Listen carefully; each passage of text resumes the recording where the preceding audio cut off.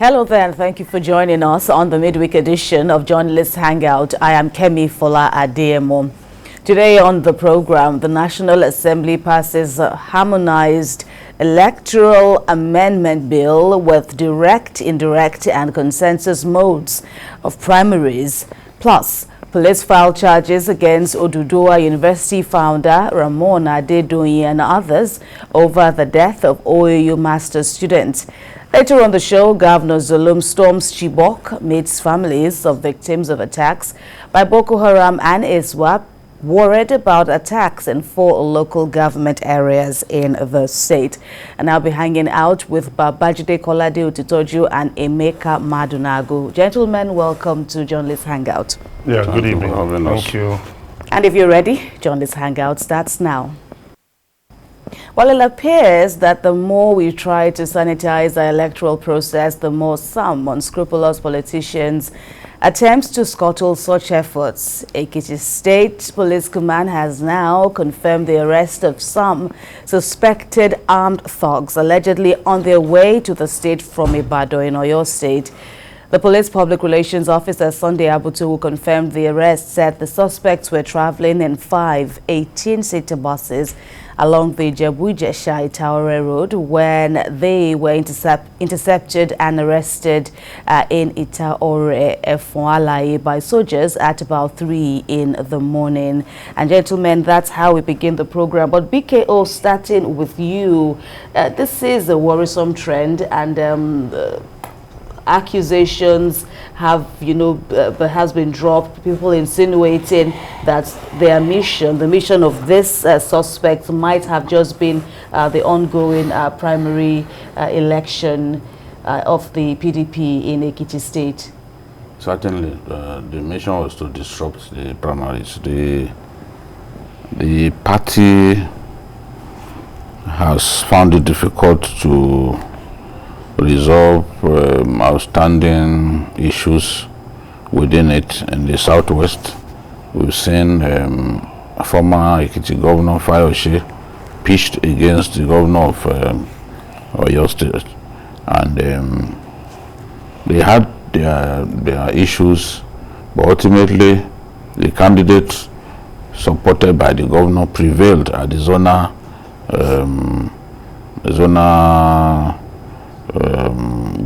Congress of the party, the Southwest Zonal Congress of the party, and Fayose left Osogbo with tails in between legs. Now he's gone back to his state to strategize, and clearly, as I said yesterday, with the decision of the party to not allow special delegates to vote in the primaries, it leaves the coast almost entirely clear for Fayose's candidate Bisi Kolawole to emerge the winner. And just today, Senator Lujime, who in my view is perhaps the candidate, the aspirant who could have offered some resistance in the real sense of the word, decided to pull out of the race. So with that, except by violence,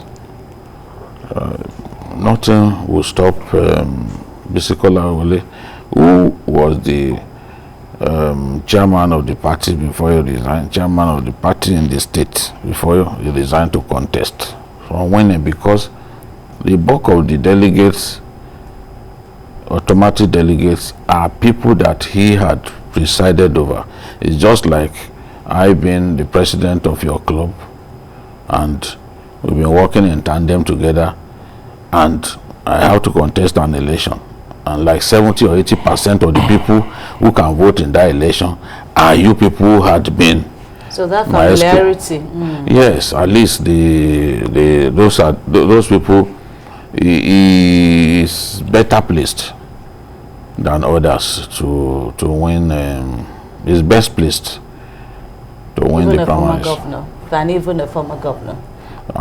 Than even a former governor who is also aspiring. Yes, who is also aspiring for that ticket. It's no longer the power behind that former governor was Fauci himself, and Fauci has chosen a different person this time. It's the nature of our politics. Nigeria is just similar to Pakistan in terms of the power that godfathers wield in politics, and sometimes when godfathers think that they spent enough money, they too decide to contest, as we saw with Nawaz Sharif, who later became prime minister and eventually left office in disgrace. Sure.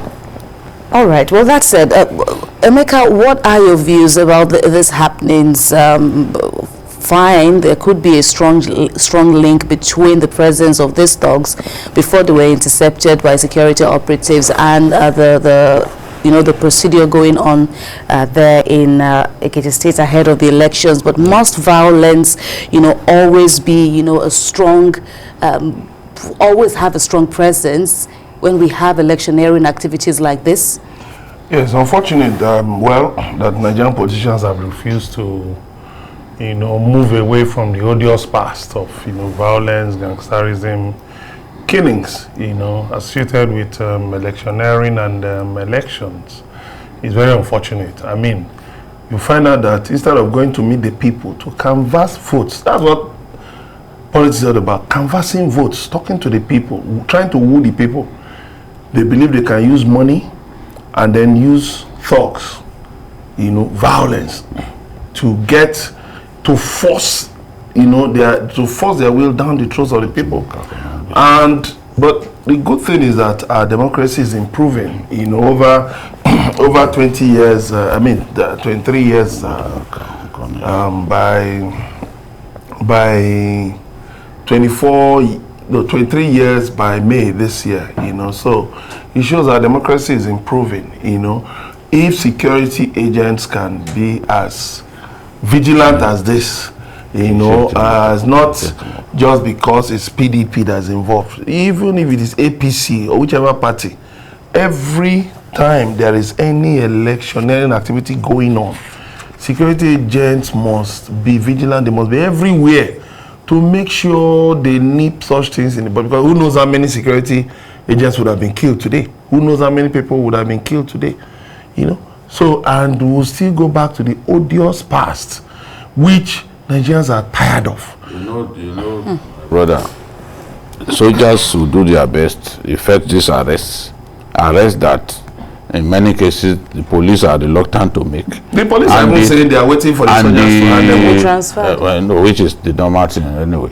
But the politicians will go and effect the release of these people. That is it. This happened, I remember the 2007 election here in Lagos and in Ibadan. I remember in Ibadan, General Umar arrested some thugs that wanted to disrupt the election. But after that, we didn't hear anything. You won't hear that also number of political thugs have been jailed. Politicians will call the police commissioner, anybody on the matter, and tell them to release these people because they still need them to win future elections.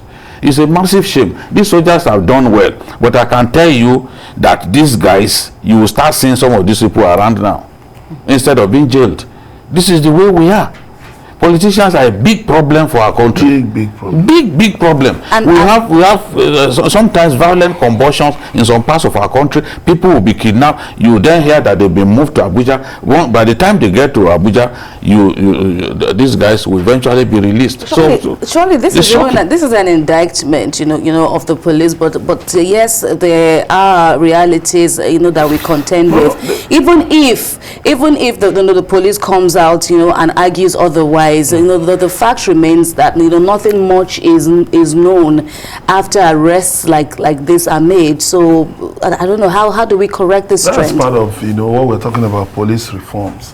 That the IG should be independent, the commissioners of police should be independent, should be insulated from political interference. But what do you find is we run what fella who says a paddy system. So that's the unfortunate thing. But I wish somehow some people will be made an example of. It's not only INEC officials that should be jailed. They have been jailed, but INEC should also find a way to get some of these people jailed. All right. Well, that said, we've set the tone for our discussions on the program at this Wednesday edition. Now, moving on, in democracy, the more they say, the merrier. And so the more participatory the process, the better for the system. The argument over direct primaries as an option for political parties comes to mind.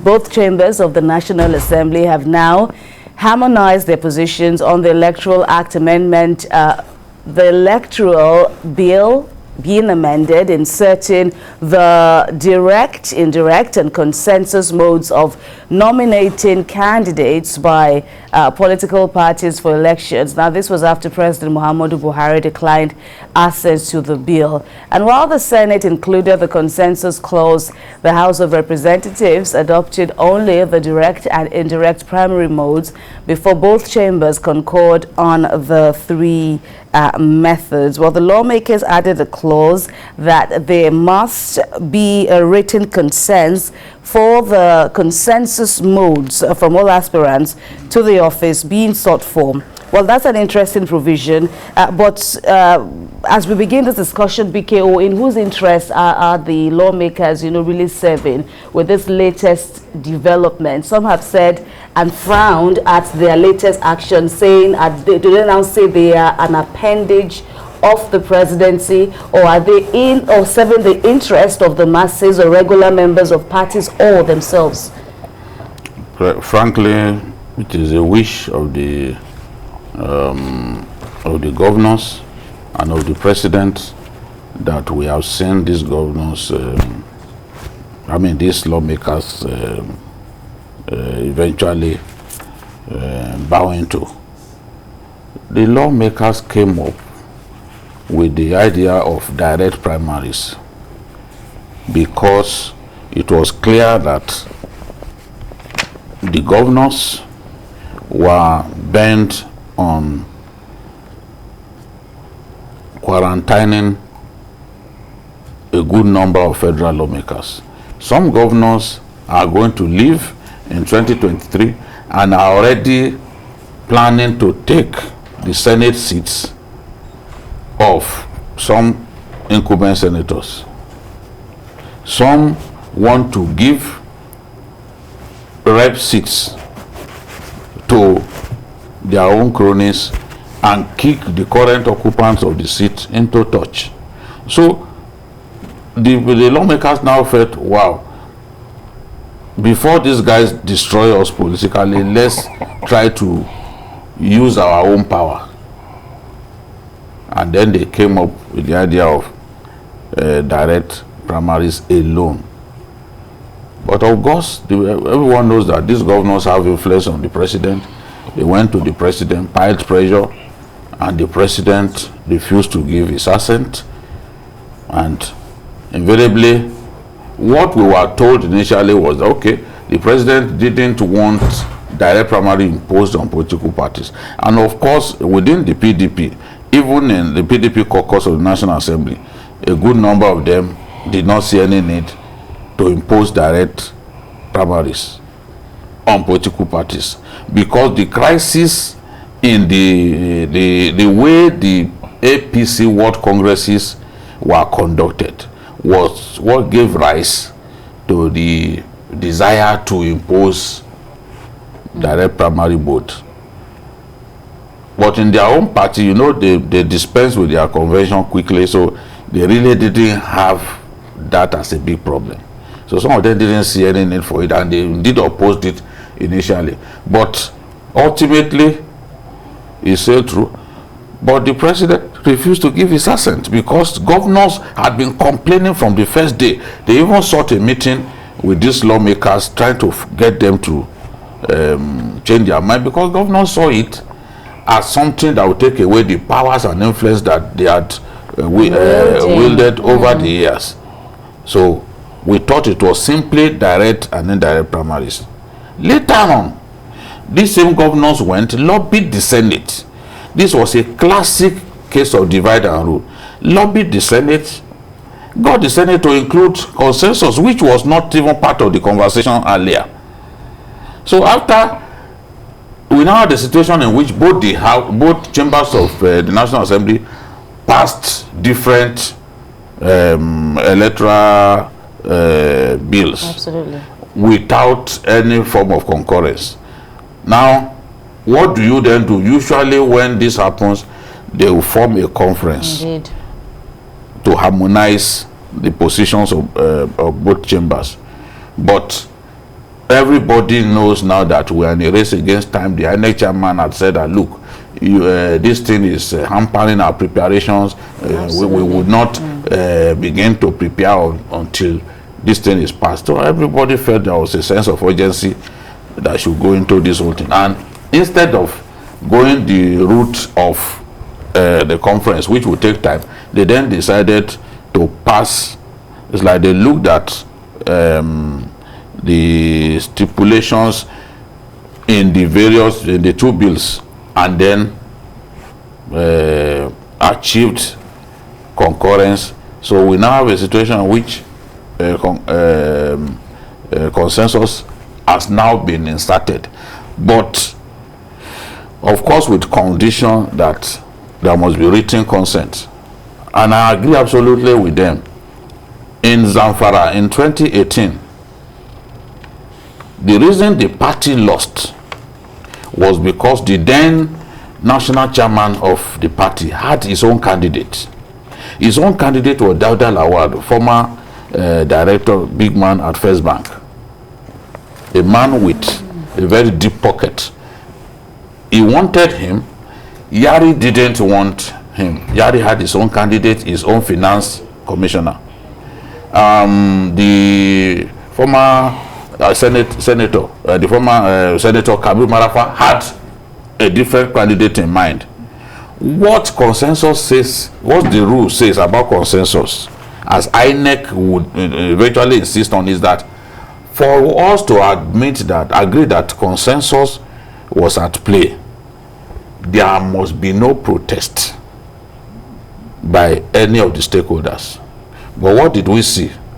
Only Oshiomhole and his own people agreed with the choice of Dauda Lawal.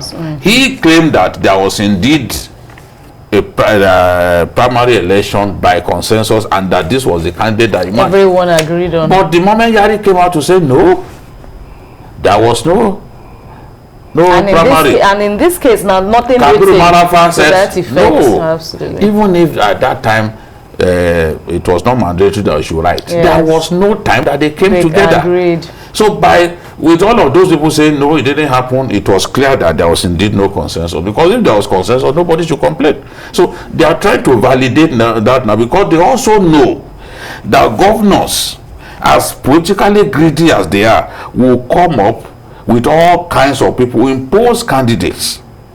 So how do we then ensure that this is not the norm, except by having all the candidates say, okay, I have agreed that this, all the aspirants say, okay, I have agreed in writing that this is the person who should go for this. Right. He's going to bring all kinds of problems. Absolutely. Let's just wait and see. Absolutely. Yeah, a really interesting turn of events, and we wait to see. But before we continue with the conversations, let's listen to what the Senate President had to say on the passage of this harmonized version of the electoral bill.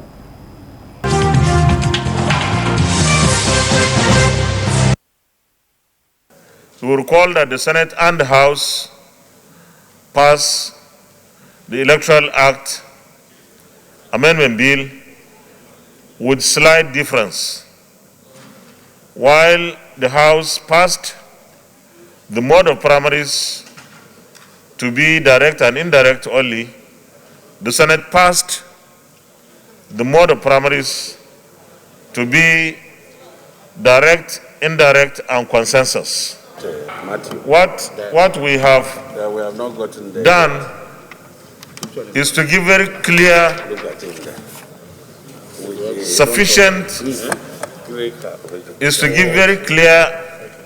and sufficient definition to each mode of primaries. The direct primaries is well defined, and how it will be conducted. Ditto the indirect primaries. And for the consensus, the two chambers have produced in this bill now very clear definition of how a consensus candidate would emerge.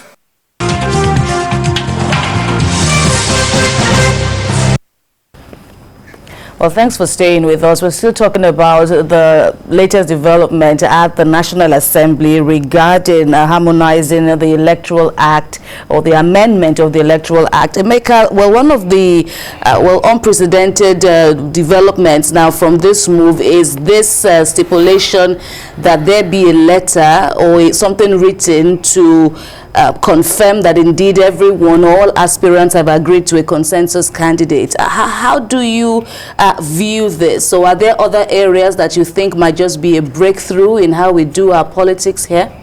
Well, that letter, I'll tell you, might be difficult to come by in many instances because Nigerian politicians are adept at, finding easy shortcuts, to realizing their ambitions, so there's always this idea that you need to impose the will of the godfathers, so to speak, on the people, and that's why you find out that when these things cannot work, like what the topic we discussed earlier, they resort to violence. But so well, all well and good, but I think as has been seen in the case of how President Muhammad Buhari got the APC's ticket for a second term in 2019. So through direct primaries. I don't know why the parties are really shying away from direct primaries. But be that as it may, like we said here on one edition of Johnny's Hangout, that President Muhammad Buhari was going to reject it and he will return it. He will return the bill to the National Assembly, and the National Assembly will end up putting all those things into that. That projection has come to pass. So the point is this: I think the parties, need to really build their membership base, their supporter base. They need to grow their numbers because, as has been seen in certain cases, for instance, in Anambra, the figures that came out from primary elections, did not reflect in the real elections. And because there was no primary. No. So no, there was now, even the courts affirmed that there was no primary. That is so, in some other states too, you found out that figures were clearly inflated. The figures at the primaries were clearly inflated. So what people are now asking is that parties should unveil their membership registers. It's not just for you to say, that we had 1 million people at at the governorship primaries, and at the end of the day, you cannot even muster up to 200,000 people in the general election. Where are the 1 million people that turned up, for the primary election? So these things need to, INEC needs to also, well, as time goes on, I commend INEC, they are improving. Even National Assembly too, even with all the machinations, to put in their interest, but they are still trying to improve on our electoral process. I'm happy about the BVAS, this biometric validation. I'm happy about that. There's going to be in this bill.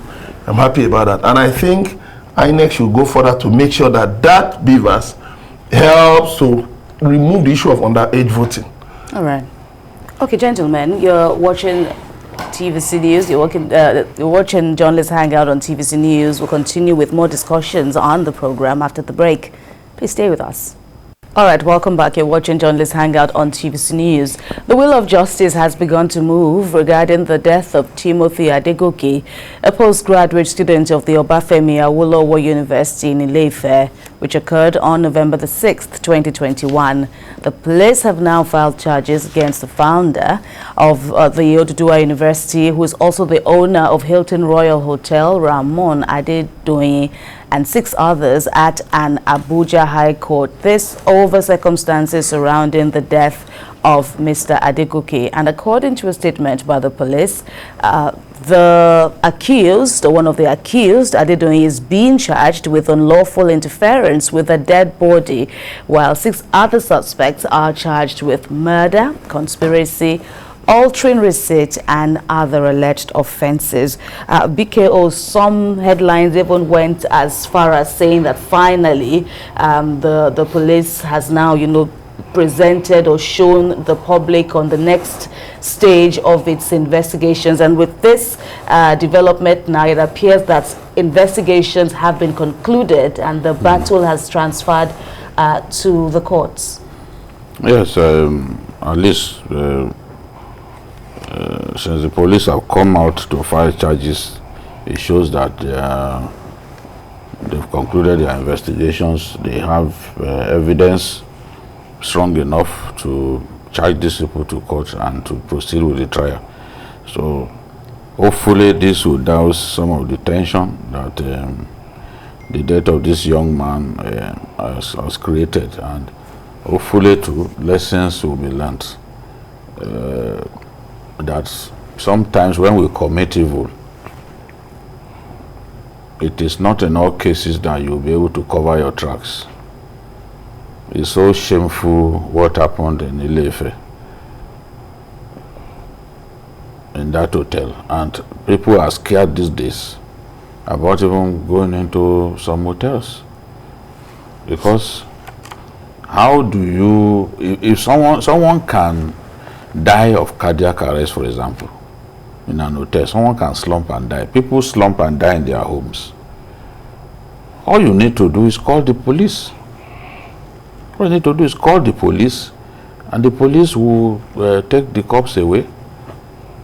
But to then take it upon yourself to go and bury the person and all that, and by tampering with, because the police are also accused not just Adedoyin of illegally disposing of Adegoke's body, but of removal of hotel CCTV cameras. Indeed. With the intention of destroying evidence. Indeed. So if Adedoyin gave instruction that the CCTV cameras should be destroyed and all that, it shows that they have something to hide. And then the receipts, they also altered the receipts just to destroy any evidence that that fellow lodged in the hotel. But it's just like the ostrich. The ostrich buries his body in the sand, but his long neck always gives it away. That is the thing. The Yorubas will say, Okuti, Okutesi, Ese Wanta. You know? So this is, I just hope that now that the IG said this matter should be transferred to Abuja, I just hope that justice will be done.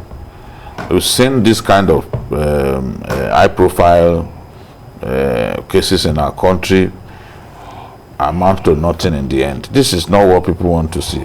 That guy was a prominent person. I am not saying that he was murdered in the hotel. I do not have the evidence, although I think the police have listed murder as one of the charges. So the police are probably convinced that the guy was murdered, contrary to what we've been told. But I still insist that even if someone suddenly dropped dead in your hotel, all you need to do, we've seen that now happen. You call the police. We've seen people take women into a hotel room, and then only the man will come out of the hotel room alive. Tabloids will now be carrying story, oh, so person died after sex romp. It is not sex romp alone that kills a man. That's true. Maybe he had not even ministered to her at the time it happened. Tabloids will shout, after sex romp. I mean, it's just a silly line casting. The person may have died of cardiac arrest. A lot of us do not even check our health status. I remember the case of a bus conductor who was asking a man for money, and the man didn't have the correct amount of money to give him. He now said, and I was talking to money more, ni change the man, he just slapped the bus conductor. The guy dropped dead. Was it? He dropped dead instantly. That guy was in Kirikiri for 4 years. I was following the matter, and they told me he had been without trial in Kirikiri for 4 years, and he was rushing to go. The wife was in labor. He was rushing home. Yet he couldn't keep his anger in check. He slapped the boy. The boy dropped dead. Despite the provocation. That boy that dropped dead must have had maybe a condition that predisposed him to such an end. You know, so we just have to be careful. Why destroy receipt? Why destroy cameras? All right, Emeka, what are your expectations? Well, some have raised eyebrows, if I might add, that, why citing a case that occurred in Oyo State, why go to Abuja for this? But some have also said, on the other hand, that perhaps because of the fact that the matter is already risking more sensationalization, so it's better you go to a neutral ground as Abuja. People demanded that the IG, in fact, the House of Reps ordered the IG to take over. Because I was even curious that it should have been a matter for the AG, to step in, but, with the FCID in Abuja on this matter, what do you expect? What answers are you seeking? Yeah, first of all, I just hope that the issue of jurisdiction will not delay the case. Because, lawyers have a way of, getting cases delayed. Issue of jurisdiction can be argued for the next few months. And then and then gradually Nigerians will lose interest in the case. And you will just from time to time hear some things, and gradually you not hear anything. They will just silently release them. So I hope that will not be a major problem. Then the second thing is this. Yes, some years ago when the police told hoteliers to, directed them to install CCTV cameras on their premises, some people kicked against it, but it has now turned out to be a very good move. Of course, as journalists, sometimes we look for trouble. We deliberately look for trouble.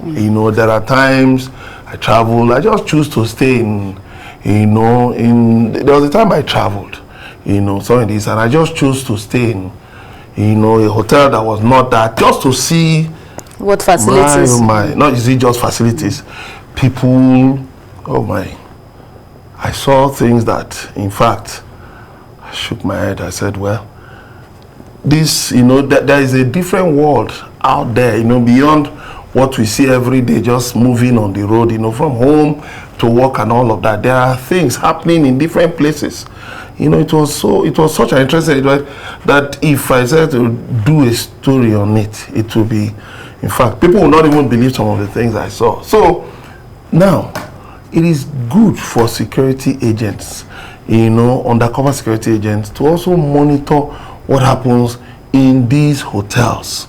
Because who are those setting up hotels? You must do background checks on them, and then again, from time to time, carry out discreet investigations on things that happen, because things happen in these hotels. All right, let me put you on hold. Our first caller, Yakub from Lagos, welcome. Please join the conversation. Good evening, and then good evening to Mr. Ek and then Babajide. Good evening, sir. Good evening to you. Yes, sir. Good evening. I agree to. Yes, thank you, sir. I totally agree with Mr. Babajide. Yoruba says that Ojogate, Kojogate, Professor Nidi, Gate. I think Babajide knows the meaning of what I just said now. If you destroy CCTV camera and then you destroy the receipt, what message are you trying to pass? What message are you trying to pass out?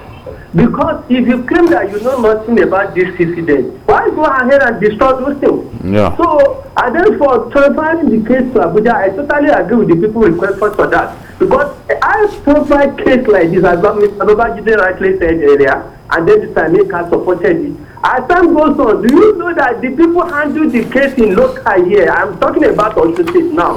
They may be collecting something. I'm sorry to say this, and then before you know, the case will just die down. So focus on this thing, Abuja, and then I'm looking towards a day, a high-profile case like this will testify in the television, so that Nigerian citizens will know this case is moving. But we have never seen that. All right. God bless you, sir. Good evening. Thank you very much, Mr. Yakub. So like I was saying, you know, if you look at it, it was filed at an Abuja High Court. I'm sure lawyers will contest the jurisdiction. I can tell you that they will contest the jurisdiction. That is one. And then the other thing is this, you know, there was a recent case to something like this about somebody in Anambra State, someone in Anambra State, indeed, went for a function, indeed, lodged in a hotel. Yes, that also occurred last week. You know, yes, so recently. These things should not just be swept under the carpet. The police should not just be seen, you know, parading around brothels, because you see policemen around there. They should parade around these hotels. They should go discreetly so that people can, you know, be confident enough to stay in hotels. Biko, any quick final words on this for you? Well, for me, the fact that, you know, justice is usually said to be a three-way traffic, and the lawyer for Olaji Adedoyin has even gone as far as saying that, okay, it's instructive for them that his client wasn't charged with murder, which gives them a chance for them to prove their innocence in this case. Of course, well, that's to be expected. And yes, it also talking seems about the old man. Talking about the first accused, but then his son is said to still be at large, and two others, and yes, like you said, others are charged with murder. Yeah, so I really don't see the sense in what the lawyer is saying. There is even what we call vicarious liability. If, for example, they get hold, I'm just talking hypothetically now, if they get hold of the son and he gets charged with murder, is it not bad enough for the father? You know? So the father may not have been the same when this whole thing happened. So the police have to be careful about what they charge him with. But at the same time, it's his hotel. This thing happened in his hotel. His staff have been charged with murder. That's bad enough. That's bad enough. That's extremely damaging. That's extremely damaging. We've seen people face this kind of problem and never recover until they die. So I don't see the point that he's trying to make. That it happened in the hotel is bad enough. It's shameful enough. I think I just hope that justice will be served. Yes. You know, just like the kind of justice that was served in the Otokoto matter. Yes. It was a national outrage that Otokoto triggered at that time, because here was a little boy trying to make ends meet, selling, was it granite or what was he selling? You know, and then you killed him for rituals. So it's just, I hope that justice will be served in this matter. Right. If justice is served, everyone will be happy. But we don't want a situation in which they bring these people to court the first day, and after that, no more. People will not hear anything about it. That is how it is in our country. Rich people find a way to escape the long arms of the law in our country. It's just a fact. They not only get lawyers, they compromise the police and ensure that even prosecution is compromised at the end of the day. And once prosecution is compromised, or even investigation compromised, there's no way that justice can be served in the real sense of the word. All right, gentlemen, let's rest this discussion, and yes, like you said, we'll continue to do our best to monitor the situation and bring you updates. In the meantime, let's go down to the northeast, where since that night of April the 14th of 2024, when Boko Haram abducted 276 female students, it appears Chibok is far from grabbing the spotlight, albeit negatively. Now, fresh terrorist attacks have again been reported in the Borno town. Governor Babagana Zulum has met with families of the victims of recent Boko Haram abductions and other attacks in Chibok local government area of the state. Within 3 weeks, the insurgents attacked 3 villages within the fringes of the Sambisa forest. Well, during his visit, Governor Zulum met with community leaders who said 22 women and 2 men were abducted by the insurgents. This is yet another worrisome trend. The horrendous attack of 8 years ago are still, very, very much with us. And now this is just a sample anyway of what is happening in the rest of across Borno State and the Northeast, which the governors and other leaders have been contending with. Emeka. Yeah, I think ISWAP is really ISWAP and Boko Haram. What they are doing are just kicks, of a dying horse, the last kicks of a dying horse, because the Nigerian military appears to have really been pounding them and dealing with them seriously. So what they are doing is just hit certain places, since the Governor Zulum is intent on ensuring that the IDPs return to their homes. You no longer have these IDP camps, where you just camp people indefinitely. So I believe the military onslaught should continue, and then the governor should not be discouraged by these by the activities of these terrorists, these criminals. That synergy should continue, so that, of course, you see, I believe that one day we'll get to the point where ISWAP or Boko Haram will no longer be heard about in this country. All they are doing is just senseless, abducting people, killing people, killing military personnel and all of that. But it's a good thing with the Tucanos that the military and the other fighter jets, that the military has been giving it to them. There should not be any letdown. They should not relent. I saw some pictures of the market, a night market set we operated by Boko Haram, that was set ablaze in military bombardment. They should go, military should sustain it, make it harder, really destroy them. I mean, just obliterate them and send them into history where they belong, odious history, shameful history where they belong, so that we'll no longer have these things. And wherever such things try to rear their heads, such things should be dealt with and just scrapped, because it's terrible. Well, BKO, examples like this, abductions and other examples of manifestation of their power, I'm talking about Boko Haram, ISWAP, are what are the factors fueling their reach in the Northeast, which also means that if we can tackle this advantage that they seem to be having almost all the time, an end to them will surely come, as Emeka has put it. Or how do you see it?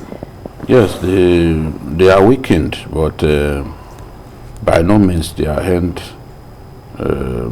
has not come. We can't say their end is close, but they are weakened, but they are still able to cause a lot of problems. By the nature of this war, you can't win this war solely by relying on air power. Right, yeah. Yes, you pound them in certain positions, but look, if they find that area strategic enough, they will go back there even after you have pounded them. You chase them out of certain locations, they come back. I know communities that Nigerian Army has captured up to 3 times, because it's difficult to capture that location and put troops there perpetually.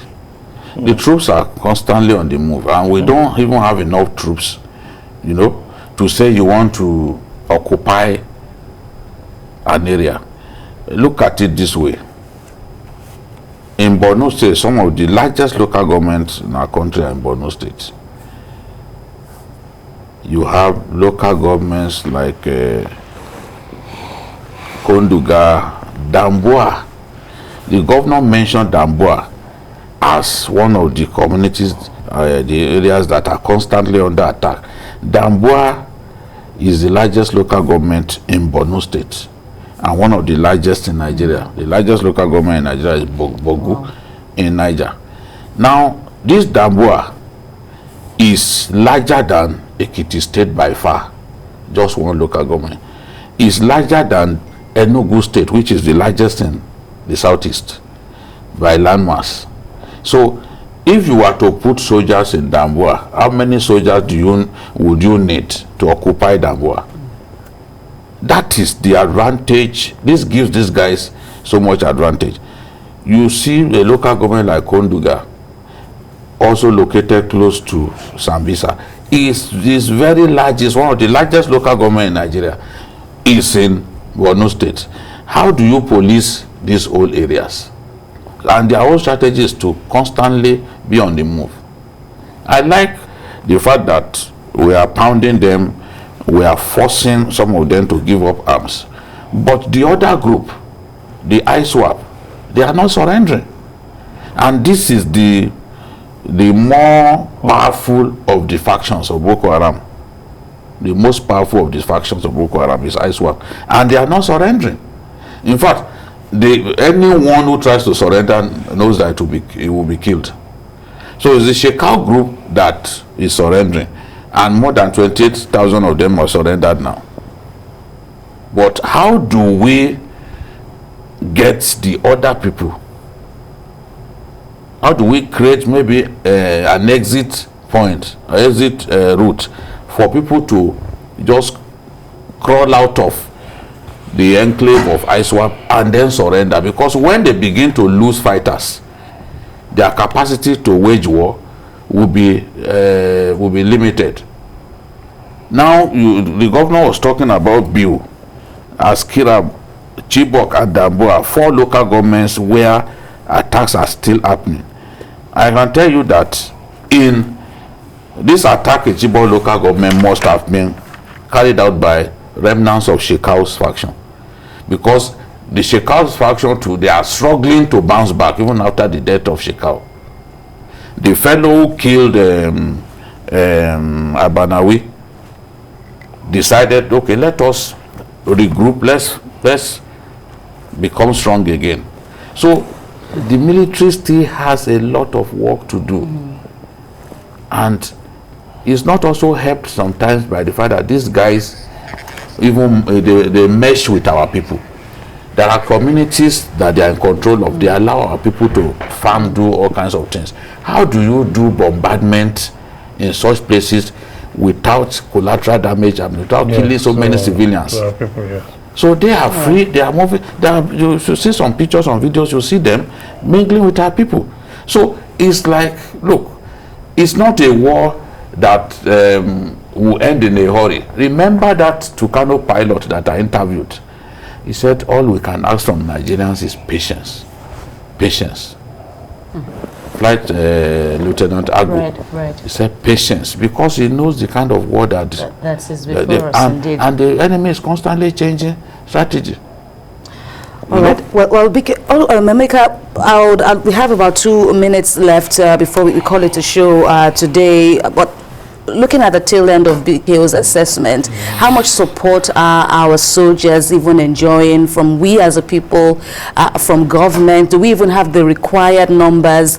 You know, not forgetting that the situation in the Northeast is not the only concern that the soldiers and other operatives are contending with. Yeah, well, the military has somehow been mainly in charge of internal security, almost taking it over from the Nigeria police, you know. So the military are so stretched all over the country, you know, all over the country, you know. Just look at the other one, the arrested thugs, on the suspended thugs, you know, on their way to Ekiti and all of that. So, but the point is that I hope that other security agencies will be able to really deal with internal security so that the military can actually focus on conflict zones.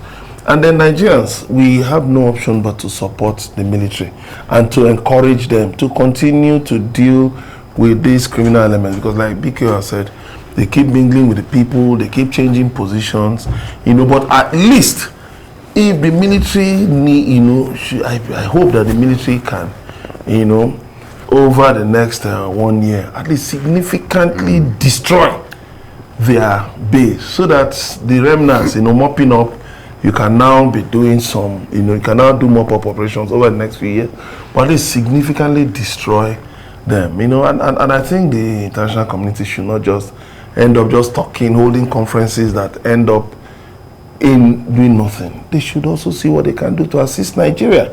It's very, very important. It's very, very important.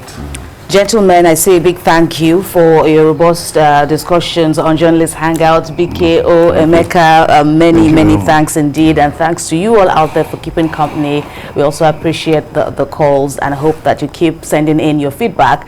That's Journalist Hangout today. You can watch the repeat broadcast of this episode tonight at 11 p.m. Join us also on Sunday from 1:30 to 3:30 p.m. for Journalist Hangout on Sunday. And we're on YouTube at youtube.com/TVCNews Nigeria. Thanks again for keeping us company. I am Kemi Fola Adiemo. From all of us here, goodbye and God bless Nigeria.